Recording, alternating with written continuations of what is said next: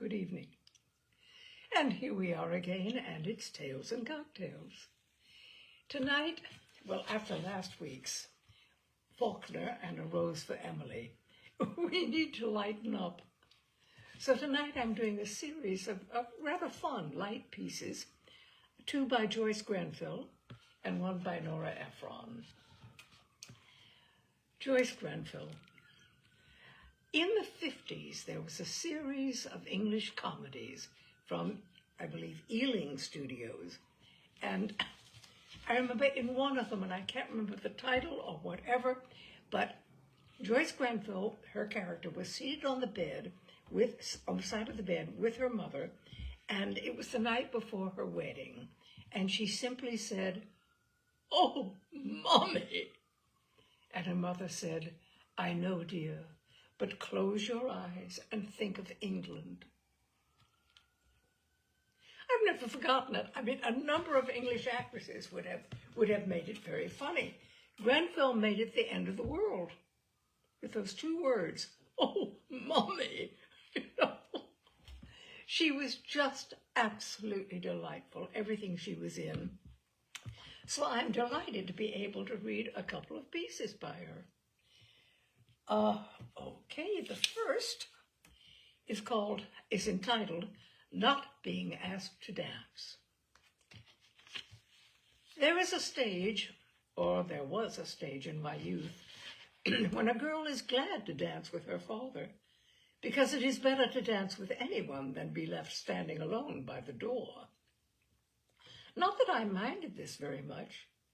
I was so interested in watching people that I soon got over the faint sense of failure at not being asked, and would sit by myself completely held by the sights I saw and the developing relationships I witnessed among my friends. My pa still drew admiring glances when he whirled me around at my first dance. There was a period flavor about the way he danced. None of your come dancing just behind the beat style. He navigated neatly, using up all the available floor space, never bumping into other couples, and marked the beat clearly. Not being asked to dance could be painful, but my people-watching activities eased the embarrassment for me. At the back of the page-a-day diaries I have been keeping for years, I write in quotations I want to remember, stories I've heard, and remarks made. Looking at an old diary, I found this.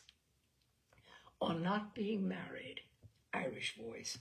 When you get over the disgrace of it, the life is more airy. I sometimes felt this at dances. Not being asked to dance gave me a sense of space in which I could observe and imagine. Anyway, I felt invisible when I watched. By any standard, I was very green, and although I looked grown up, I was immature to the point of idiocy. I knew roughly how babies came. A small contemporary with sniggers had told me in a Herefordshire garden, and I went straight to my mother and asked if it were true. Who told you? Loyalty very nearly sealed my lips. My mother had guessed who had told me, and was sad because she had wanted to tell me herself when the time came for me to ask the question. We didn't go into it very deeply. I wasn't very much interested, and lived on quite comfortably with hazy visions about sex and very little curiosity. So it never occurred to me, even at 18, at my own coming out dance, that it might be misconstrued if I said to a young man, a frequent dancing partner, and a friend, "I know a marvelously quiet place where we can go," and I led him up the back stairs of Aunt Nancy's London house to a top passage where the unwanted sofas and chairs from the drawing rooms had been stacked to make room for dancing. The young man, less green than I was, made as if to kiss me. I was surprised and appalled. It spoiled everything. I got up from the sofa, pushing him away, and ran down to the cloakroom, where I found my best friend, Virginia Graham, filling in time because no one had booked her for that dance. The most terrible thing has happened. Dee tried to kiss me. He didn't. Yes, isn't it ghastly? We were both shaken. Coming home in the taxi after the party, I sat on the tip-up seat, facing my parents. I've got something awful to tell you. Dee tried to kiss me. My pa said something like, "Oh, well, never mind." And my mother, pleased, I expect, that her child had done so well at her coming-out party, didn't say much. In all seriousness, I said, "Do you think I should ever speak to him again?" My pa thumped me gently and said, "Oh, I think I should." So I did.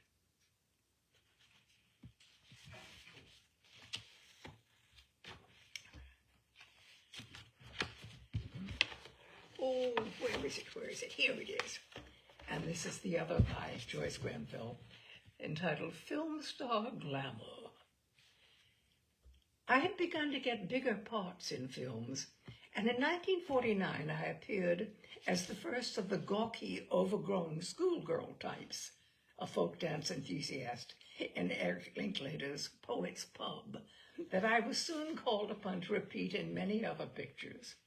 Miss Gossage in The Happiest Days of Your Life, and the unrequited policewoman Ruby Gates in several disguises, in 3 of Londa and Gilliatt's successful St. Trinian series.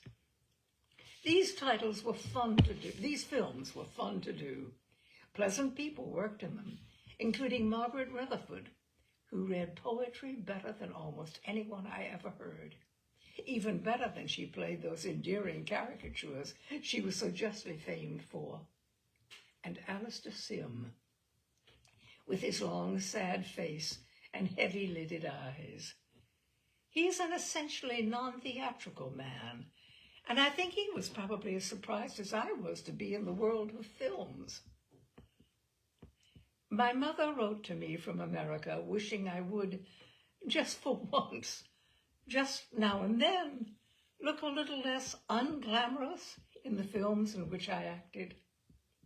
Picture after picture reached her local movie house, with me playing those gawky girls and failing to get my man, and she did so wish her friends could see me in a more becoming guise. On her way over to visit us, she told a new acquaintance at her table on board ship that I was in the film they were going to see that evening. As usual, I looked plain and awkward, and my ma's heart sank. When the lights went up at the end of the picture, her companion asked, "Which was your daughter?" "I made a mistake," said my mother. "She wasn't in it." Only after she saw the £1 million note, in which I had scenes with Gregory Peck and played an Edwardian duchess in beautiful clothes designed for me by Maggie First, did she feel like telling her friends to go and see me in a movie. I remember getting a letter from Carly Dawson, my childhood friend to whom I had always written since she went back to America before the war, telling me that my cameo part of the hotel proprietress in the movie Genevieve had been well reviewed in her local Washington paper. The short scenes had been fun to do and were filmed in half a day. The notice Carly enclosed praised my performance generously, but the critic mentioned that I had a set of teeth only a horse could envy. Glamorous publicity photographs taken for a new show had just reached me, and with regrettable vanity, I sent one, mouth shut, to the critic. He wrote back what was nothing less than a love letter. I had always been told never to answer critics, but this unexpected result made me glad I hadn't listened to advice. Oh, vanity, vanity. I have never minded looking funny when it was intentional.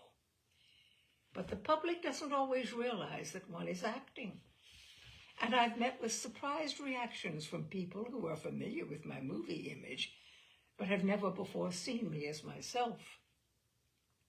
I startle them by being much larger than they expect, and evidently less peculiar looking. In Leeds, a friendly woman in a hotel said she hoped I wouldn't mind a personal remark. I braced myself for the blow. She touched me gently on the arm and whispered, "You look so much better since you've had your teeth fixed." All I could think of in reply was, "I'm so glad." At the time of writing, I have not yet had my teeth fixed. Joyce Grenfell.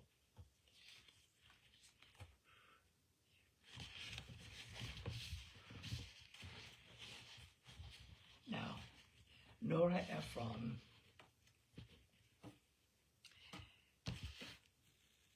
She was 3 times nominated for the Academy Award for Best Original Screenplay and also for the Writers Guild of America for the following: Silkwood, When Harry Met Sally, and Sleepless in Seattle.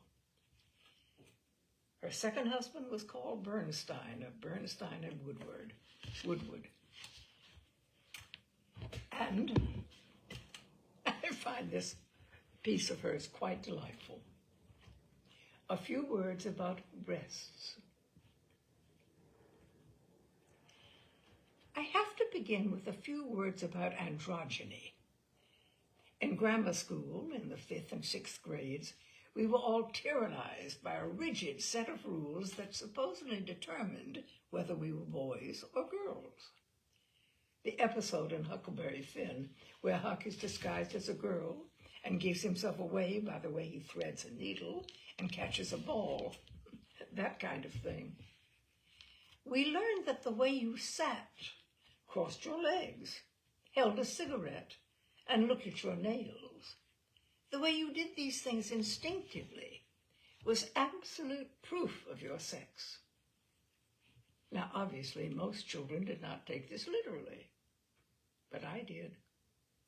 I thought that just one slip, just one incorrect cross of my legs, or flick of an imaginary cigarette ash, would turn me from whatever I was into the other thing.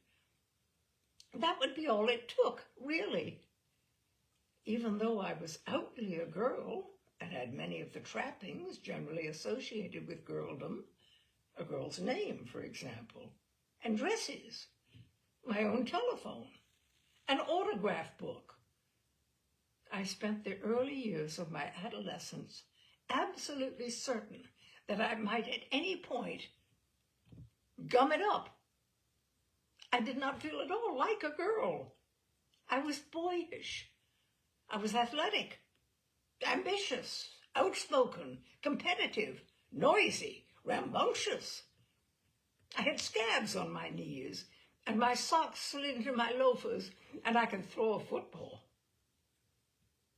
I wanted desperately not to be that way, not to be a mixture of both things, but instead just one. A girl, a definite, indisputable girl, as soft and as pink as a nursery. Nothing would do that for me, I felt, but breasts. I was about 6 months younger than everyone else in my class, and so for about 6 months after it began, for 6 months after my friends had begun to develop, that was the word we used, develop, I was not particularly worried. I would sit in the bathtub and look down at my breasts and know that any day now, any second now, they would start growing like everyone else's. They didn't. "I want to buy a bra," I said to my mother one night. "What for?" she said. My mother was really hateful about bras. And by the time my third sister had gotten to the point where she was ready to want one, my mother had worked the whole business into a comedy routine. "Why not use a Band-Aid instead?" she would say. It was a source of great pride to my mother that she had never even had to wear a brassiere until she had her fourth child, and then only because a gynecologist made her. It was incomprehensible to me that anyone could ever be proud of something like that. It was the 1950s, for God's sake. Jane Russell. Cashmere sweaters. Couldn't my mother see that? "I am too old to wear an undershirt," screaming, weeping, shouting. "Then don't wear an undershirt," my mother said. "But I want to buy a bra." "What for?" I suppose that for most girls, breasts, brassieres, that entire thing, has more trauma, more to do with the coming of adolescence, with becoming a woman, than anything else. Certainly more than getting your period, although that too was traumatic, symbolic. But you could see breasts. They were there. They were visible. Whereas a girl could claim to have her period for months before she actually got it, and nobody would ever know the difference, which is exactly what I did. All you had to do was make a great fuss over having enough nickels for the Kotex machine and walk around clutching your stomach and moaning for 3 to 5 days a month about the curse, and you could convince anybody. There is a school of thought somewhere in the Women's Lib, Women's Mag gynecology establishment that claims that menstrual cramps are purely psychological, and I lean toward it. Not that I didn't have them finally. Agonizing cramps, heating pad cramps, go down to the school nurse and lie on the cot cramps. But unlike any pain I had ever suffered, I adored the pain of cramps, welcomed it, wallowed in it, bragged about it. I can't go, I have cramps. I can't do that, I have cramps. And most of all, gigglingly, blushingly, I can't swim, I have cramps. Nobody ever used the hardcore word menstruation. God, what an awful word. Never that. I have cramps. The morning I first got my period, I went into my mother's bedroom to tell her. And my mother, my utterly hateful about bras mother, burst into tears. It was really a lovely moment. And I remember it so clearly, not just because it was one of the 2 times I ever saw my mother cry on my account. The other was when I was caught being a 6-year-old kleptomaniac. But also because the incident did not mean to me what it meant to her. Her little girl, her firstborn, had finally become a woman. That was what she was crying about. My reaction to the event, however, was that I might well be a woman in some scientific textbook sense, and could at least keep faking every month and stop wasting all those nickels. But in another sense, in a visual sense, a visible sense, I was as androgynous and as liable to tip over into boyhood as ever. I started with a 28 AA bra. I don't think they made them any smaller in those days, although I gather that now you can buy bras for 5-year-olds that don't have any cups whatsoever in them. Trainer bras, they are called. My first brassiere came from Robinson's department store in Beverly Hills. I went there alone, shaking, positive they would look me over and smile and tell me to come back next year. An actual fitter took me into the dressing room and stood over me while I took off my blouse and tried the first one on. The little puffs stood out on my chest. "Lean over," said the fitter. To this day, I am not sure what fitters in broad apartments, in department stores, do except to tell you to lean over. I leaned over with the fleeting hope that my breasts would miraculously fall out of my body and into the puffs. Nothing. "Don't worry about it," said my friend Libby, some months later when things had not improved. "You'll get them after you're married." "What are you talking about?" I said. "When you get married," Libby explained, "your husband will touch your breasts and rub them and kiss them, and they'll grow."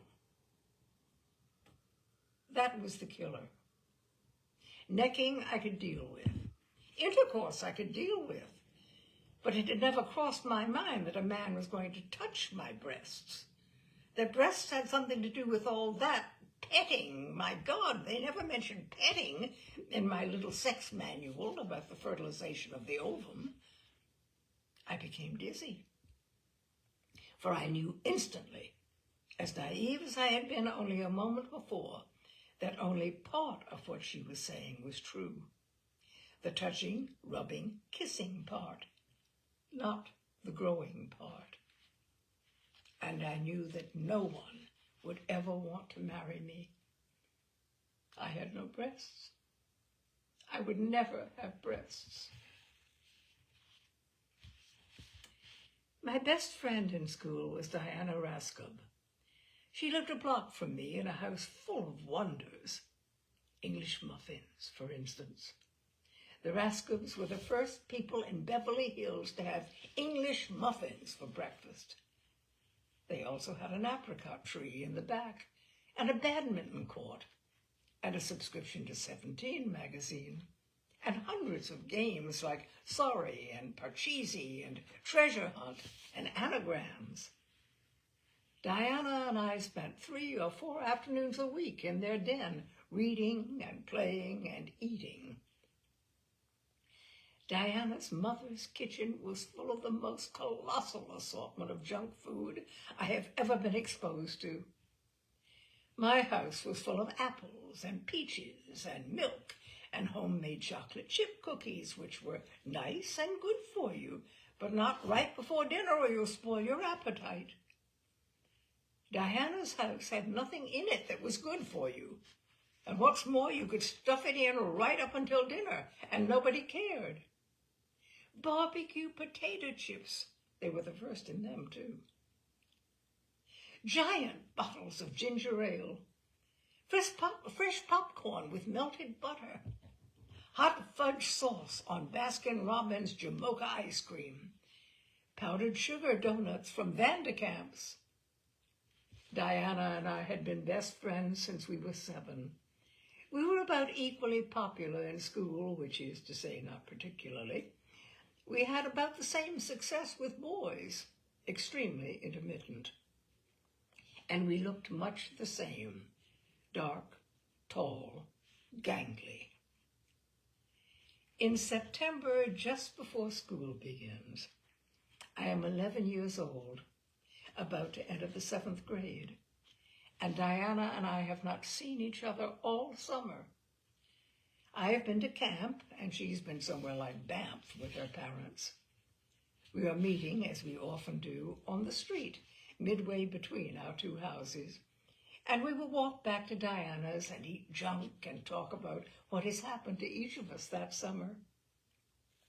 I am walking down Walden Drive in my jeans and my father's shirt hanging out and my old red loafers with the socks falling into them, and coming toward me is, I take a deep breath, a young woman, Diana. Her hair is curled and she has a waist and hips and a bust, and she is wearing a straight skirt, an article of clothing I have been repeatedly told I will be unable to wear until I have the hips to hold it up. My jaw drops, and suddenly I am crying hysterically. Can't catch my breath, sobbing. My best friend has betrayed me. She has gone ahead without me and done it. She has shaped up. Here are some things I did to help. Bought a Mark Eden bus developer. Slept on my back for 4 years. Splashed cold water on them every night because some French actress said in Life magazine that that was what she did for her perfect bust line. Unfortunately, I resigned myself to a bad toss and began to wear padded bras. I think about them now. Think about all those years in high school I went around in them. My 3 padded bras, every single one of them with different size breasts. Each time I changed bras, I changed sizes. 1 week, nice, perky, but not too obtrusive breasts. The next, medium-sized, slightly pointy ones. The next week, knockers, true knockers. All the time, whatever size I was, carrying around this rubberized appendage on my chest that occasionally crashed into a wall and was poked inward and had to be poked outward. I think about all that and wonder how anyone kept a straight face through it. My parents, who normally had no restraints about needling me, why did they say nothing as they watched my chest go up and down?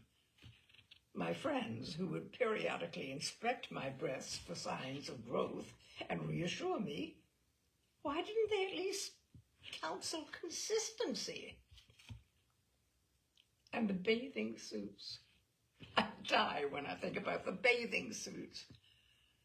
That was the era which you could lay an uninhabited bathing suit on the beach and someone would make a pass at it. I would put one on, an absurd swimsuit with an enormous bust built into it, the bones from the suit stabbing me in the rib cage and leaving little red welts on my body. And there I would be, my chest plunging straight downward, absolutely vertically, from my collarbone to the top of my suit. And then suddenly, wham! Out came all that padding and material and wiring absolutely horizontally. Buster Klepper was the first boy who ever touched them. He was my boyfriend my senior year of high school. There's a picture of him in my high school yearbook that makes him look quite attractive in a Jewish, horn-rimmed glasses sort of way. But the picture does not show the pimples, which were airbrushed out, or the dumbness. Well, that isn't really fair. He wasn't dumb. He just wasn't terribly bright.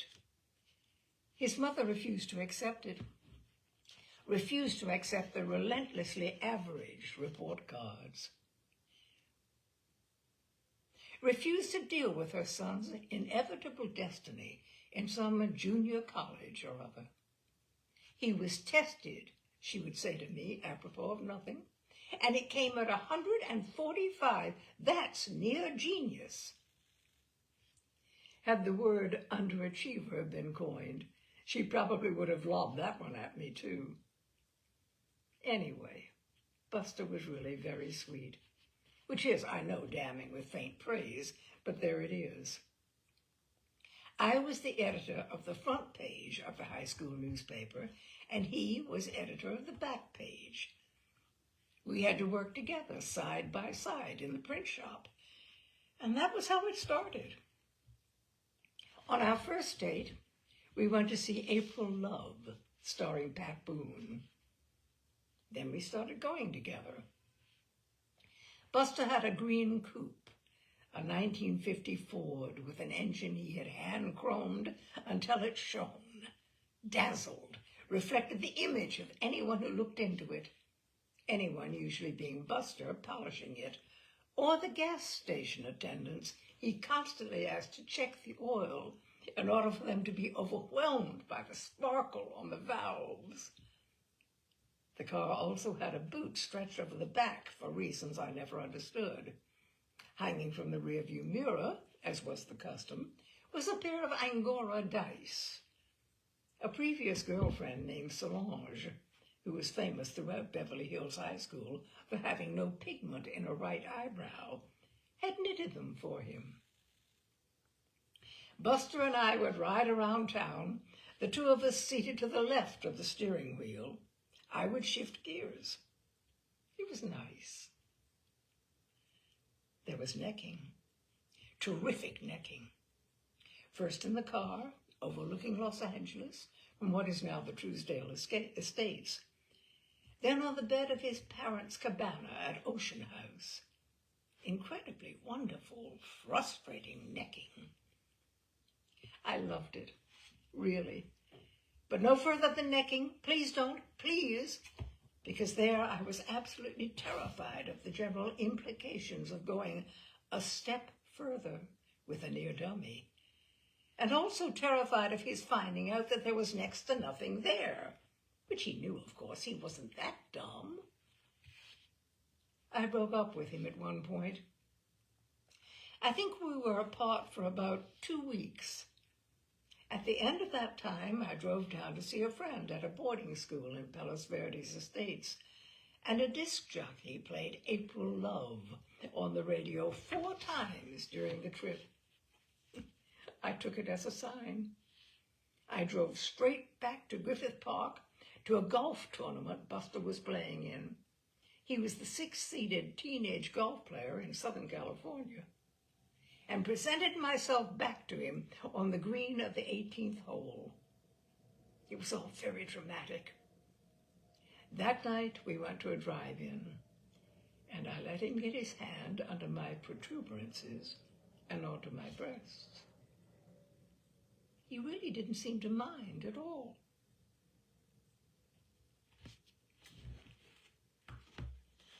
And that is Nora Ephron. Indeed. Well, I hope you've enjoyed these two. I think they're quite fun. And a nice lightener after a Rose family. And now it's time to figure out what on earth I'm going to read for you next week. I hope you've enjoyed it, my dears. I've enjoyed reading them.